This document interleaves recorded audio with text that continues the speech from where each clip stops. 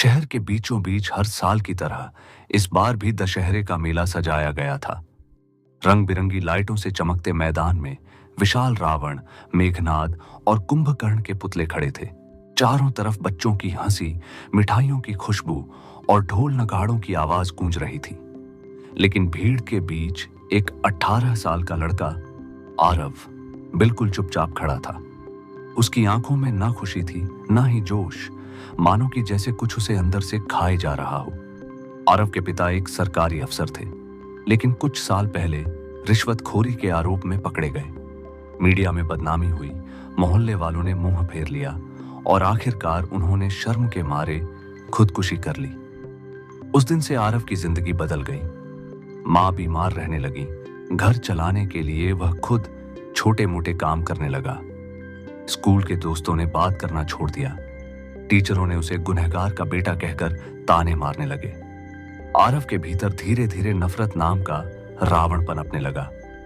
अगर पापा ने सच में रिश्वत ली थी तो मैं भी वही करूंगा, और अगर झूठा आरोप था तो मैं दुनिया से बदला लूंगा। यही सोच उसके मन में बार बार घूमती रहती थी। दशहरा आने वाला था। पूरा शहर त्योहार की तैयारी में लगा था, लेकिन आरव कुछ और ही सोच रहा था। उसने तय कर लिया था, इस साल दशहरे पर रावण नहीं, पूरा समाज जलेगा। उसने इंटरनेट से सीखा कि कैसे किसी इलेक्ट्रिक स्विच को रिमोट से ऑन किया जाता है। एक पुराना फोन लिया, बैटरी में छेड़छाड़ की और पुतले के अंदर एक छोटा बम लगाने की योजना बना ली। जब सब जय श्री राम चिल्ला रहे होंगे तभी असली रावण फटेगा, वह खुद से बोला। आरव को नहीं पता था कि वह भी अब वही बन चुका है जिससे वह नफरत करता था, रावण। दशहरे का दिन आ गया। मैदान खचाखच भरा हुआ था।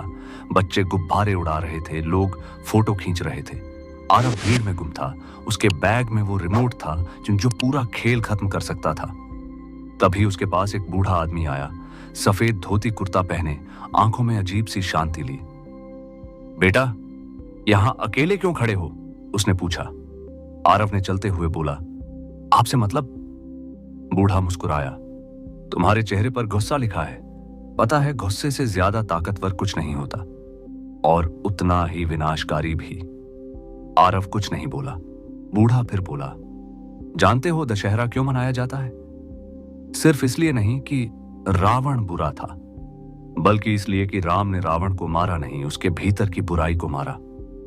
आरव ने ठंडी हंसी के साथ कहा, यह सब किताबों की बातें हैं, हकीकत में अच्छाई हारती है। बूढ़ा मुस्कुराया, शायद इसलिए कि अच्छाई को कोई जीता ही नहीं चाहता। इतना कहकर वो भीड़ में गुम हो गया। आरव कुछ पल तक वहीं खड़ा रहा। उसका दिल जैसे दो हिस्सों में बंट गया था। पुतला धन का वक्त नजदीक आ गया। आरव ने जेब से रिमोट निकाला, बस एक बटन दबाना था।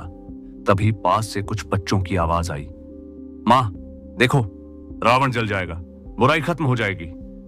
हाँ बेटा, और हमें सिखाएगा कि झूठ और नफरत से कुछ नहीं मिलता। आरव के हाथ कांपने लगे।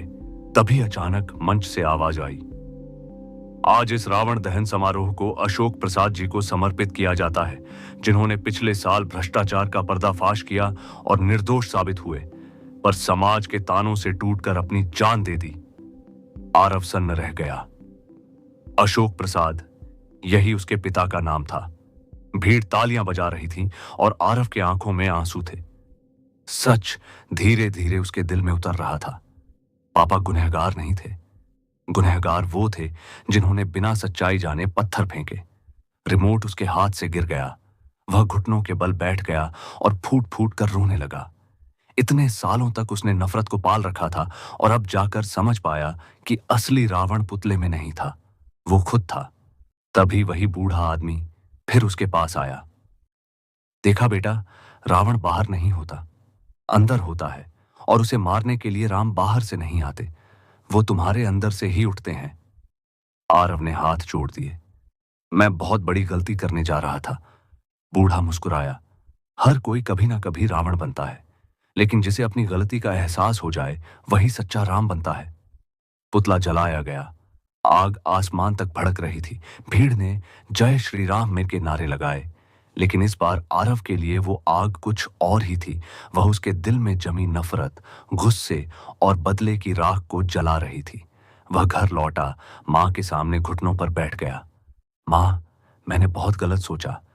अब मैं पापा का नाम मिटने नहीं दूंगा। उनकी तरह सच के लिए लड़ूंगा। माँ की आंखों में आंसू थे, लेकिन इस बार वो दर्द के नहीं, गर्व के थे। कुछ महीनों बाद आरव ने कानून की पढ़ाई शुरू कर दी। वह चाहता था कि अब कोई निर्दोष पिता अपने बेटे को अनाथ छोड़कर न जाए। 10 साल बाद वही दशहरे का मैदान।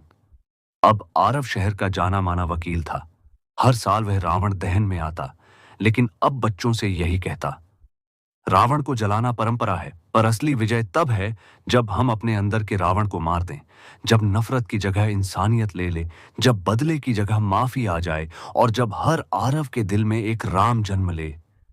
भीड़ ताली बजा रही थी और दूर आकाश में जलता रावण इस बार डर नहीं, बल्कि उम्मीद की लौ बनकर चमक रहा था।